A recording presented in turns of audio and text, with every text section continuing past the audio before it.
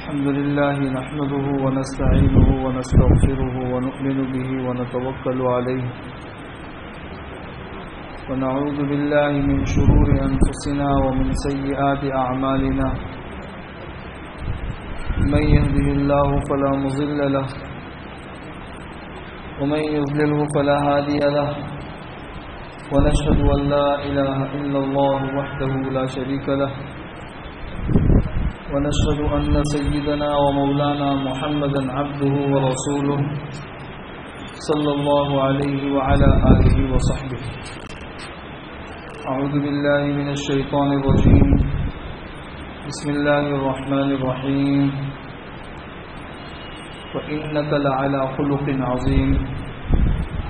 وقال الله تبارك وتعالى: يا أيها الذين آمنوا اتقوا الله وقولوا قولا سديدا يصلح لكم أعمالكم ويغفر لكم ذنوبكم ومن يطع الله ورسوله فقد فاز فوزا عظيما.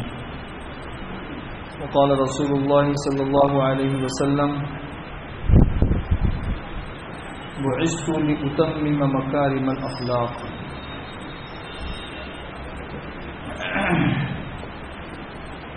دیکھو بھائی دوستوں اور بزرگوں، ہماری شریعت اور ہمارا جو دین ہے یہ مختلف شعبوں کا نام ہے. مختلف شعبے، ان شعبوں کے اندر ایک شعبہ تو ہے عقائد کا کہ انسان کے اپنے عقیدے اور اس کا ایمان مضبوط ہو. اس کا دوسرا شعبہ ہے عبادات کا کہ انسان کی عبادتیں جو ہے وہ بھی اچھی ہو. عبادتوں میں نماز، روزہ، حج، زکوٰۃ، یہ ساری کی ساری چیزیں آتی ہیں. اس کا تیسرا شعبہ معاملات ہے کہ انسان کے معاملات جو ہے وہ بھی صحیح ہو. معاملات کے اندر انسان کی تجارت کے مسائل آتے ہیں، اور اسی طریقے سے نکاح آتا ہے. نکاح بھی ایک معاملہ ہے، اور بہت ساری چیزیں آتی ہیں.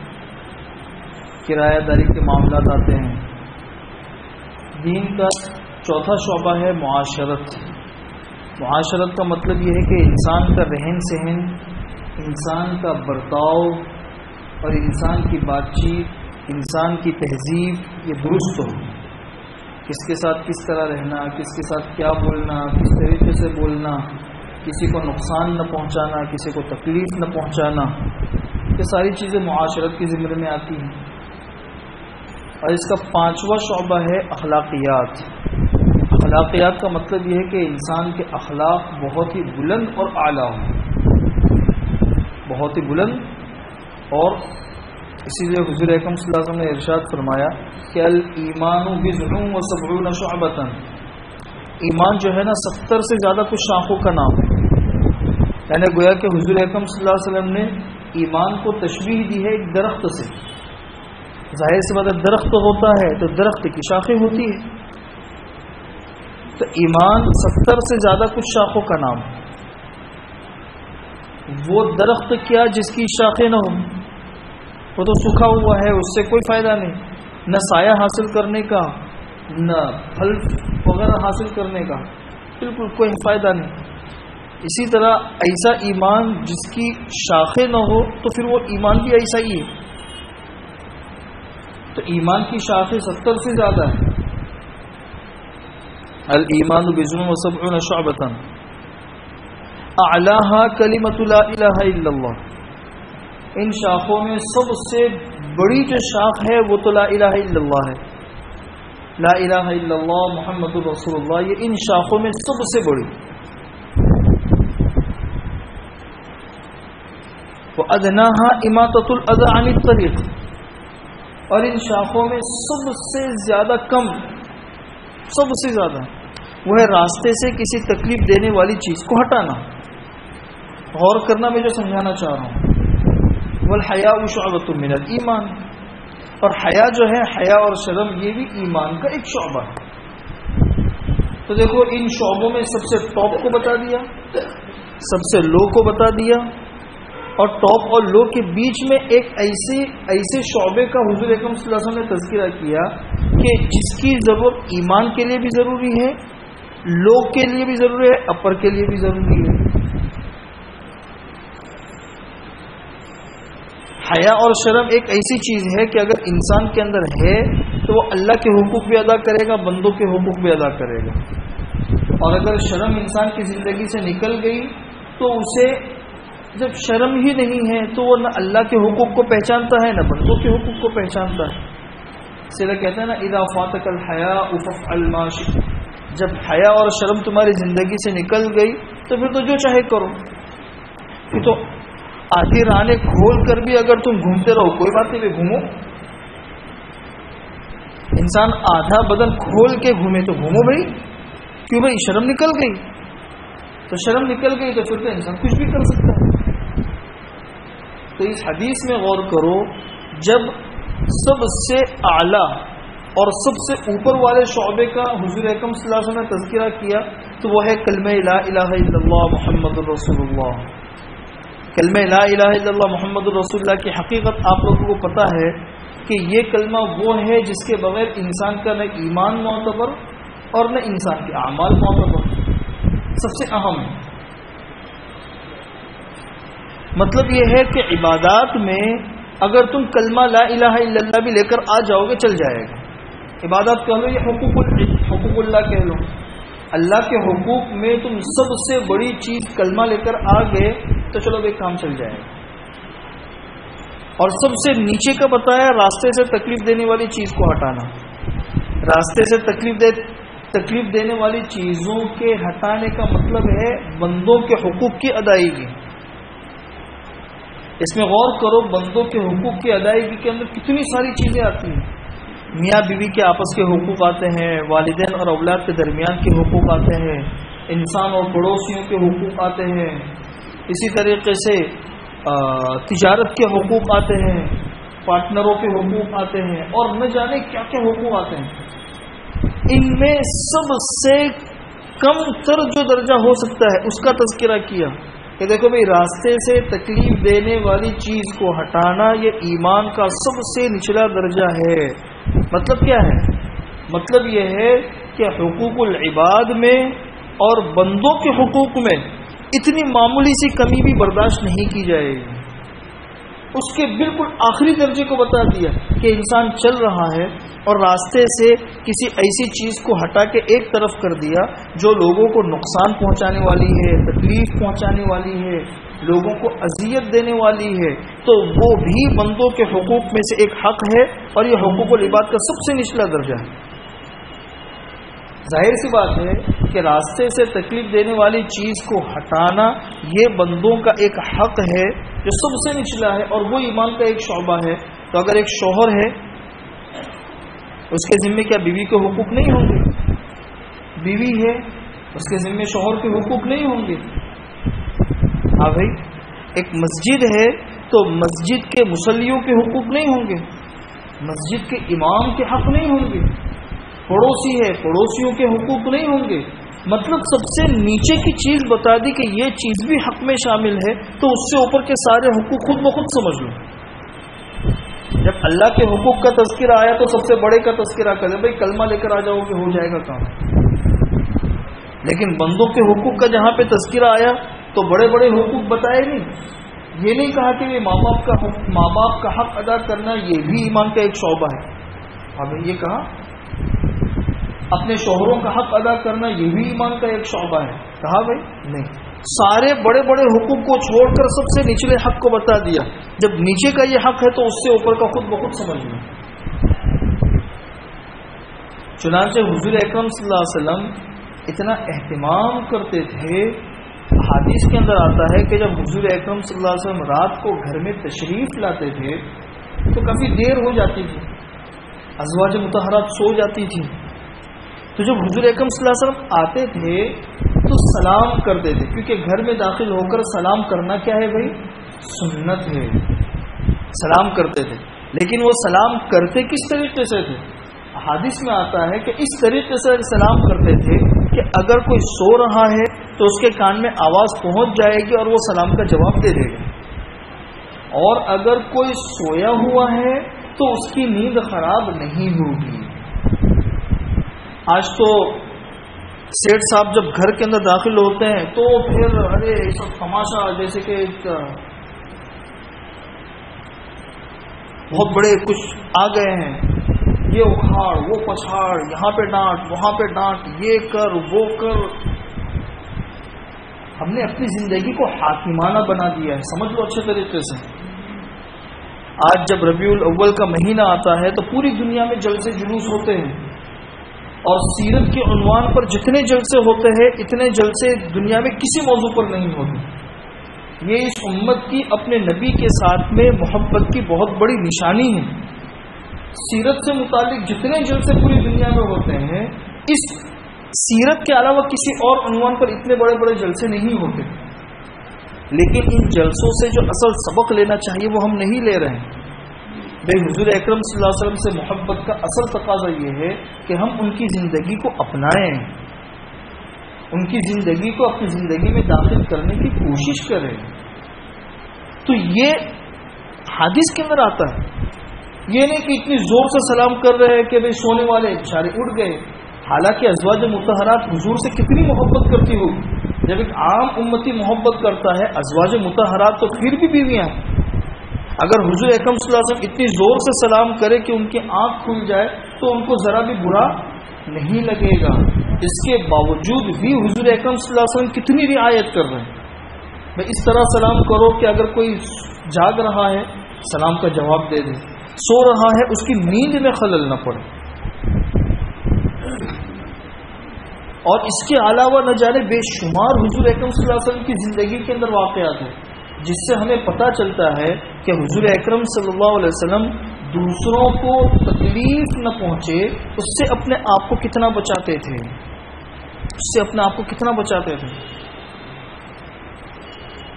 تو یہ بنیادی چیز ہے کہ انسان راستے سے تکلیف دینے والی چیز کو ہٹائے. تو راستے سے تکلیف دینے والی چیز کو ہٹانے کا یہ مطلب نہیں ہے کہ آپ راستے میں تلاش کرو کوئی چیز ملے بس وہی ایک چیز ہے، نہیں، وہ تو ہے ہی. ہم گھر کے اندر بھی کسی کے لیے ایذا کا سبب نہ بنے، دکان کے اندر بھی کسی کے لیے ایذا کا سبب نہ بنے، مسجد کے اندر بھی کسی کے دل دکھنے کا سبب نہ بنے.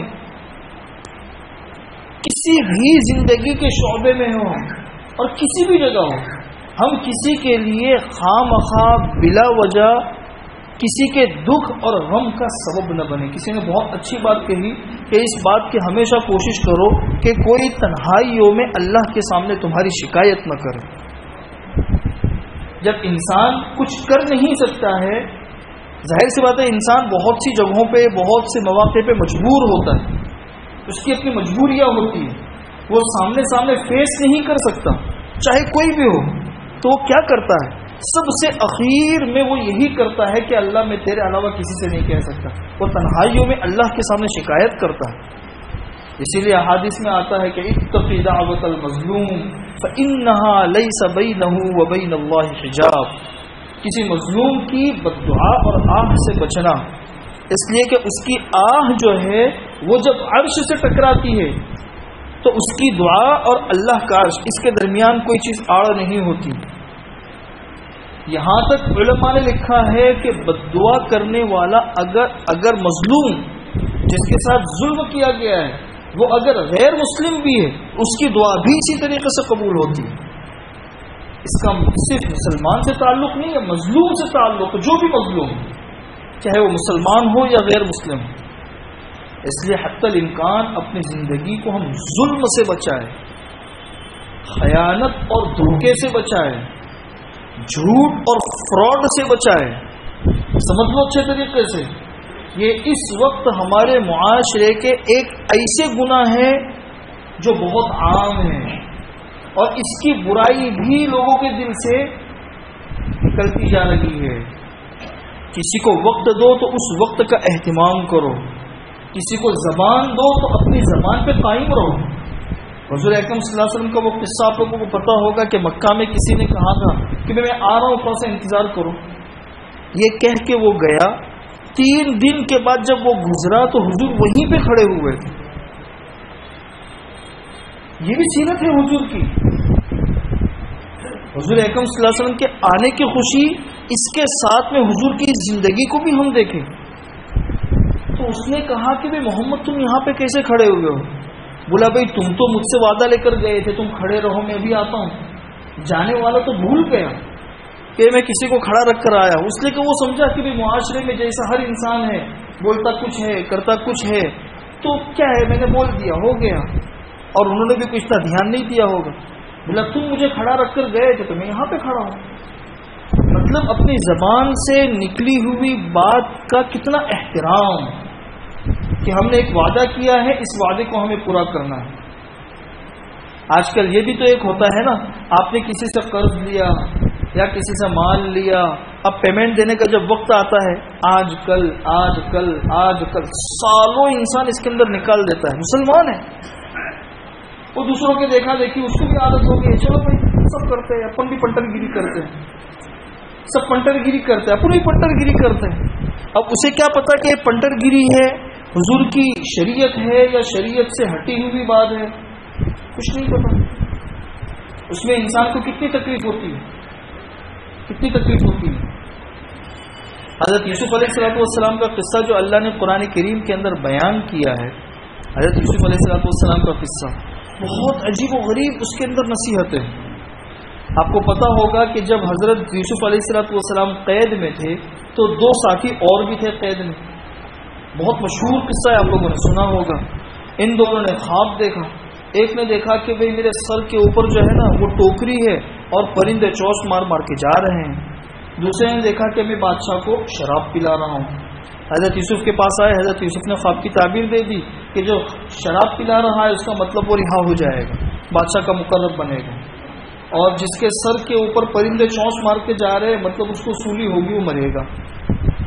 پھر حضرت یوسف نے کہا کہ دیکھ بھئی تو رہا ہو جائے گا, جب تو بادشاہ کے پاس جائے تو ذرا تذکرہ کرنا کہ ایک بے گناہ قیدی جو ہے نا جیل کے اندر ہے اس کو نکالنے کی فکر کرو. بہرحال وقت آیا, وہ دونوں کے دونوں ان کے فیصلے ہو گئے. یہ قیدی نکلا, بادشاہ کا مقرب بن گیا, اور بھول گیا حضرت یوسف علیہ السلام کا تذکرہ کرنا. زمانے کے بعد بادشاہ نے خواب دیکھا. اب اس خواب کی تعبیر سمجھ میں نہیں آ رہی تھی. سب سے پوچھا, سب نے کہا کہ یہ تو سب ایسا ہی ہے, بس ایسا ہی, کوئی خواب کی تعبیر نہیں ہے. تو اس کو یاد آیا, ارے بھائی جیل کے اندر وہ ساتھی تھا بہت اچھی خواب کی تعبیر دیتا ہے. اس نے بادشاہ سے کہا کہ بادشاہ سلامت مجھے ذرا جانے کی اجازت دو, میں خواب کی تعبیر لے کر آتا ہوں. اب وہ بھاگا بھاگا آیا حضرت یوسف علیہ السلام کے پاس, اور خواب ایسا تھا کہ اس خواب کی تعبیر یہ تھی کہ 7 سال ملک کے اندر قحط رہے گا. 7 سال قحط کے اندر تو اچھا خاصا ملک تباہ ہو جاتا ہے. وہ آیا. حضرت یوسف علیہ السلام کے بارے میں تفسیر کی کتابوں میں کیا خود قرآن کریم نے اس بات کا تذکرہ بند جملوں کے اندر کیا ہے, جب وہ آیا تو آنے کے بعد اس کو تان و تشنیع نہیں کی. ہاں مطلب پڑا ہے تب آیا ہے, بہت مطلبی ہو, غرض پڑی ہے تو غرض کے لیے آئے ہو. آج ہم جیسا ہمارے معاشرے کا انسان ہو, ہم لوگ تانے مارنے کے کتنے عادی ہیں. آج دیندار سے دیندار انسان, بہت سے ایسے دینداروں کو بھی دیکھا گیا 10 سال پہلے اگر کچھ معمولی چیز ہو گئی, 10 سال کے بعد بھی اگر تمہارے ساتھ میں کچھ حادثہ ہوا تو فوراً اس حادثے کو اس کے ساتھ میں جوڑ دیں گے. ہاں دیکھو تم نے ویسا بولا تھا نا. ارے بھی 10 سال پہلے کی بات بالکل اس طرح یاد ہے جیسے کہ 1 گھنٹہ پہلے ہوئی. آپ سمجھ رہے بات میں کیا کہنا چاہ رہا ہوں. یہ ہماری زندگیاں ہیں, اور کسی عام چلو عام انسان ہو سمجھ میں آتا ہے, اچھے خاصے دیندار 10 سال پہلے کی بات بھی بطور فوراً تانا ماریں گے. دیکھو وہ تم نے کیا تھا نا, وہ تم نے بولا تھا نا, اس کی سزا ہے. حضرت یوسف علیہ السلام نے اتنا بھی تانا نہیں دیا, ہاں بھائی غرض پڑی ہے اس لیے آیا ہے, نہیں, فوراً خواب کی تعبیر دی. یہ بھی نہیں کہ آنا کانی کرے, پریشان کرے, تھوڑے سے چپل گھسوائے, جا بھائی کل آنا, پرسوں آنا, ترسوں آنا, یہ کرنا وہ کرنا. فوراً خواب کی تعبیر دی. اچھا ایسا بھی نہیں کہ دیکھو مجھے بغیر کسی قصور کے تم لوگوں نے قید کر دیا ہے, اچھا ہے سڑو, اچھا ہے سڑو, کہاں آئے گا پریشان ہوگے, یہ بھی نہیں. خواب کی تعبیر دی، اس کا حل بھی بتایا کہ دیکھو بھائی 7 سال خوشحالی کے آئیں گے تو پورا کھا کے ختم مت کر دینا، 7 سال قحط کے آنے والے ہیں، اس کے لیے بچت کر کے رکھنا۔ خواب کی تعبیر بھی مل گئی اور حل بھی مل گیا کہ بھائی 7 سال جو خوشحالی کے آئیں گے اس میں سارا اپنا پسماندہ جو ہے نا وہ ختم نہیں کر دینا ہے۔ یہ ہے نبی کے بہت ہی اونچے اخلاق۔ اسی طرح حضرت یوسف علیہ السلام کے قصوں کے اندر جب بھائی لوگ غلہ لینے کے لیے تیسری مرتبہ گئے مصر اور انہوں نے کہا کہ عزیز مصر یا ایھا العزیز قد مسنا واهلنا الضر وجئنا ببضاعة مزجاة فاوف لنا الكيل وتصدق علينا، اے عزیز مصر ہم اور ہمارے گھر والے بہت قحط سالی سے گزر رہے ہیں اور بس اتنی معمولی سی پونجی رہ گئی ہے، لے لو اور پورا غلہ دے دو ہمیں، بہت احسان ہوگا آپ کا۔ اس وقت حضرت یوسف علیہ السلام نے ارشاد فرمایا کہ هل علمتم ما فعلتم بيوسف واخيه اذ انتم جاهلون، تعارف کروایا کہ تمہیں پتہ ہے کہ تم نے یوسف اور اس کے بھائی بنیامین کے ساتھ میں کیا کیا ہے؟ جانتے ہو ان کے بھائیوں نے حضرت یوسف علیہ السلام کو بچپن میں اپنے باپ سے جدا کر کے کنویں میں ڈال دیا تھا، قصہ آپ لوگوں کو پتہ ہوگا۔ اس وقت حضرت یوسف علیہ السلام مجبور تھے اور بھائی اقتدار کے اوپر تھے، اور اب یہاں پہ حضرت یوسف علیہ السلام مصر کے گورنر اور عزیز بن چکے ہیں اور بھائی مکمل مجبوری کی حالت میں ان کے سامنے کھڑے ہوئے ہیں۔ بتائیے اگر وہ شخص جس نے تمہارے ساتھ میں بہت ناانصافیاں کی ہو اور کسی وقت آپ کو اس کے اوپر قدرت اور اقتدار حاصل ہو جائے، آپ کیا کرتے ہیں؟ ہمارے معاشرے میں اس کے ساتھ میں کیا کیا جاتا ہے؟ ہاں بھائی، ہاں اب آئی ہے بکری ڈبے میں، یہی ہوتا ہے نا، اب آئی ہے بکری ڈبے میں، اب میں بتاتا ہوں تجھے کیا کیا کیا ہے، دال اور آٹے کا بھاؤ اب تجھے سمجھ میں آئے گا۔ بھئی یہی تو سب ہوتا ہے نا۔ حضرت یوسف علیہ السلام کے سامنے حضرت یوسف نے جب بھائیوں سے کہا تو ان کے تو ہاتھ پاؤں ہلنے لگے، انہوں نے کہا اِنَّکَ لَأَنْتَ یوسف، تم ہی یوسف ہو؟ حضرت یوسف نے کہا میں یوسف ہوں، یہ میرا بھائی ہے۔ قد من اللہ علینا، اللہ نے ہمارے پر احسان کیا۔ انہ من یتقی ویصبر فان اللہ لا یضیع اجر المحسنین، جو انسان 2 کام کرتا ہے، تقوی اور ثابت قدمی، اللہ اس کے اجر کو ضائع نہیں کرتے ہیں۔ اب وہ لوگ ڈرنے لگے کہ اب ہو گئے ہمارا پتہ صاف، اب تو کیا حشر ہوگا ہمارا کچھ نہیں پتا۔ حضرت یوسف علیہ السلام نے فوراً کہہ دیا لا تثریب علیکم اليوم یغفر اللہ لکم وہو ارحم الراحمین، آج تم پہ کوئی ملامت نہیں ہے، اللہ تمہیں معاف کرے، میں نے بھی تمہیں معاف کر دیا۔ اتنا بڑا جگر گردہ نبی کا ہوتا ہے۔ حضور اکرم صلی اللہ علیہ وسلم مکہ مکرمہ میں تھے، اس وقت قریش مکہ نے یہ سوال کیا تھا کہ بھائی تم عاد سمود ان سب کے قصے بیان کرتے ہو، ان سب کے قصے بیان کرنا کوئی بہت مشکل کام نہیں ہے، اس لیے کہ عاد سمود کے قصے تو پورے عرب میں مشہور ہیں، تم تو یہ بتاؤ کہ بنی اسرائیل کنعان سے مصر کیسے پہنچے؟ وہ تو کنعان کے رہنے والے تھے، کیا سبب بنا؟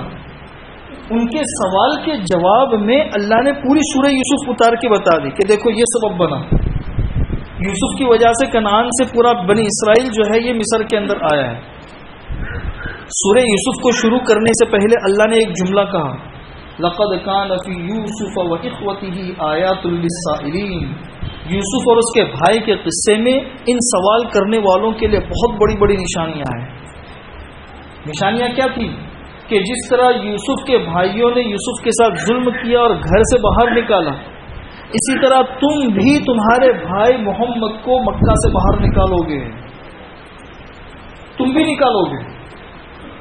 لیکن جس طرح یوسف کو اللہ تبارک و تعالی نے اخیر کے اندر غلبہ دیا اور ان کے بھائیوں کو مجبور بنا کے ان کے سامنے پیش کیا، اسی طرح تمہارے بھائی محمد کو بھی اللہ تبارک و تعالی دوبارہ مکہ کے اندر لائے گا، مکہ کی حکومت اس کو دے گا اور تم بے بس اس کے سامنے کھڑے ہوئے ہوں گے۔ پھر جس طرح بھائی بے بس تھے اور یوسف نے بالکل فیاضی کے ساتھ میں، فراخ دلی کے ساتھ میں اپنے بھائیوں کو معاف کر دیا، تمہارا یہ بھائی بھی تم کو اسی طرح معاف کرے گا۔ چنانچہ فتح مکہ کے موقع پر جب حضور اکرم صلی اللہ علیہ وسلم 10,000 صحابہ کرام کے ساتھ میں مکہ مکرمہ میں فاتحانہ داخل ہوئے تو اس وقت قریش مکہ کی زبان کے اوپر تھا الیوم یوم الملحمہ، آج تو جنگ کا دن ہے، آج ہم کو نہیں بخشا جائے گا۔ حضور اکرم صلی اللہ علیہ وسلم کے کان تک آواز پہنچی، حضور نے کہا کہ ان لوگوں سے جا کے کہہ دو یہ مت کہو الیوم یوم الملحمہ، یہ کہو الیوم یوم المرحمہ، آج رحم کرنے کا دن، آج رحم کرنے کا دن ہے، بدلہ لینے کا دن نہیں ہے۔ چنانچہ جب حضور اکرم صلی اللہ علیہ وسلم مکہ میں داخل ہوئے، یہ سارے کے سارے بے بس سامنے کھڑے ہوئے تھے۔ حضور نے ان سے پوچھا بتاؤ تمہارا کیا خیال ہے، میں کیا برتاؤ کروں؟ ان لوگوں نے کہا اخن کریم وابن اخن کریم، آپ بہت اچھے بھائی ہیں، بہت اچھے بھتیجے ہیں، تم سے اچھی ہی امید ہے۔ حضور اکرم صلی اللہ علیہ وسلم نے اس وقت ارشاد فرمایا لا تثریب علیکم اليوم یغفر اللہ لکم، آج تم پہ کوئی ملامت نہیں، اللہ تمہیں معاف کر دے، میں نے بھی تمہیں معاف کر دیا۔ ذرا سیرت پڑھ کے دیکھو ان لوگوں نے کیا کیا تکلیفیں پہنچائی تھی۔ ہم تو معمولی سی تکلیف بھی کسی کی برداشت نہیں کر پاتے، اگر معمولی سی کسی سے تکلیف پہنچ جاتی ہے زندگی بھر کے لیے ہم رشتے توڑ دیتے ہیں، ناطے توڑ دیتے ہیں اور پتہ نہیں کیا کیا کر لیتے ہیں۔ ہم اتنا ہمارا ظرف کمزور ہے، پھر وقت پر تانے دینا، پھر ان کے پیچھے لگنا اور پھر نقصان پہنچانے کی کوشش کرنا، اللہ اکبر۔ حضور اکرم صلی اللہ علیہ وسلم فرماتے ہیں المسلم من سلم المسلمون من لسانه ویده، مسلمان وہ ہے جس کی زبان اور اس کے ہاتھ سے کسی مسلمان کو تکلیف نہ پہنچے، یہ ہے مسلمان۔ اچھا اسی سورہ یوسف کے اندر آگے بڑھ جاؤ، جب ماں باپ سارے خاندان والے مصر کے اندر پہنچ گئے اور سب نے یوسف علیہ السلام کے سامنے سجدہ کیا، اس وقت حضرت یوسف علیہ السلام نے ایک بات تو یہ کہی کہ اے میرا ابا جان ھذا تأویل رؤیایا من قبل، میں نے بچپن میں جو خواب دیکھا تھا کہ ایک چاند ایک سورج 11 ستارے میرے سامنے سجدہ کر رہے، یہ اللہ نے خواب کی تعبیر پوری کر دی۔ پھر اپنی زندگی کے 3 قصے بیان کیے اور وہ 3 قصے اتنے مختصر انداز میں بیان کیے، اللہ اکبر۔ سب سے پہلی بات تو یہ کی کہ وقد احسن بی اذ اخرجنی من السجن، میرے اللہ نے میرے ساتھ میں احسان کیا جب اللہ نے مجھے قید سے نکالا۔ قید میں جانے کا کوئی تذکرہ نہیں کیا، قید کی تکلیفوں کا کوئی تذکرہ نہیں کیا، نکلنے کا تذکرہ، نکلنا اللہ کا احسان ہے نا، اللہ کا احسان ہے اللہ نے مجھے نکالا۔ یہ بھی نہیں کہ اللہ کا شکوہ شکایت شروع کر دے، دیکھو اللہ نے کیسا کیا، مجھے جیل میں بھیج دیا، اتنی تکلیفیں مجھے وہاں پہ گزارنی پڑی، شکوہ شکایت بالکل بھی نہیں۔ دوسرا وجاء بکم من البدوی، تم دیہات میں رہتے تھے، اللہ تم کو شہر میں لے آیا، دیہات کی زندگی سے شہر کی زندگی بہتر ہے۔ من بعد ان نزغ الشیطان بینی وبین اخوتی، بچپن میں بھائیوں نے جو کیا تھا اس کا تذکرہ کیا، لیکن اس کا تذکرہ اس انداز سے کیا کہ وہ سارا ملبہ جو ہے نا انہوں نے بھائیوں شیطان کے اوپر ڈال دیا کہ دیکھو شیطان نے میرے اور میرے بھائیوں کے درمیان دشمنی پیدا کر دی، یہ نہیں کہ میرے بھائیوں نے یہ نقصان پہنچایا، یہ تکلیف پہنچائی، اس طرح کیا، نہیں، بولے بھائیوں نے جو بھی کیا وہ شیطان کی وجہ سے کیا، شیطان نے ان کو ورغلایا، وہ چیز بھی شیطان کے اوپر ڈال دی۔ ہاں بھائی یہ ہے حسن اخلاق، ان حسن اخلاق کو اپنی زندگی کے اندر اپنانے کی کوشش کرو، اللہ ہم سب کو عمل کرنے کی توفیق نصیب فرمائے۔